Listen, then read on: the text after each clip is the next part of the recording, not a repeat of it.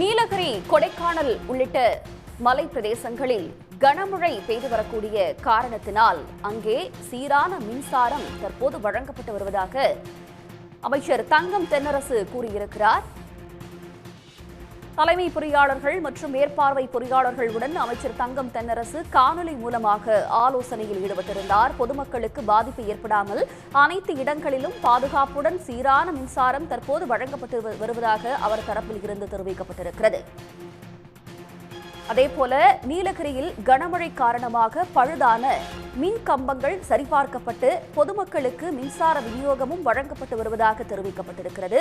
நீலகிரி மற்றும் கொடைக்கானல் மலைப்பகுதியில் கனமழை சூறாவளி காற்றால் சேதம் ஏற்பட்டிருந்த நிலையில் அமைச்சர் தங்கம் தென்னரசு இவ்வாறு கூறியிருக்கிறார். இதுபற்றி கூடுதல் தகவல்களை தருவதற்காக செய்தியாளர் கண்ணன் இணைகிறார். கண்ணன், தற்போது மக்களுக்கு சீரான மின்சாரம் வழங்குவதற்காக அரசு தரப்பில் இருந்து எடுக்கப்பட்டிருக்கும் நடவடிக்கைகள் என்ன?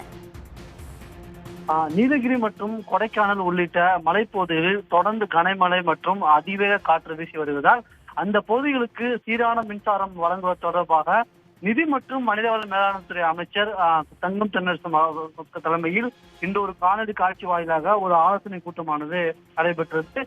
இந்த ஆலோசனை கூட்டத்தில் அமைச்சர் தங்கம் தென்னரசு ஒரு சில மிக முக்கியமான அறிவுரைகளை வழங்கியுள்ளார்.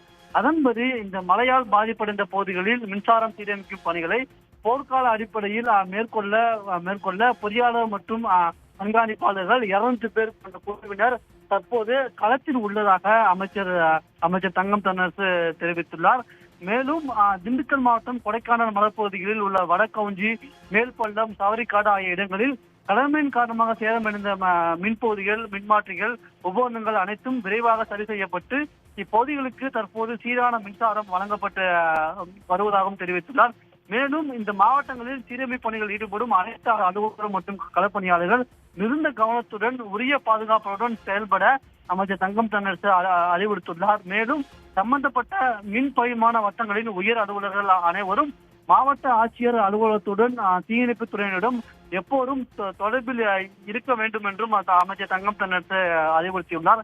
மேலும் பொதுமக்களுக்கு மின்துறை சம்பந்தமான புகார்களை 24 மணி நேரம் செயல்படும் மின்னகம் நுகர்வோர் மையத்தின் மூலமாகவும் பொதுமக்கள் தொடர்பான தகவல்களை தெரிவிக்கலாம் என்றும் நிதி மற்றும் மனிதவள மேலாண்மைத்துறை அமைச்சர் தங்கம் தென்னரசு தன்னுடைய அறிக்கையின் வாயிலாக தெரிவித்துள்ளார்.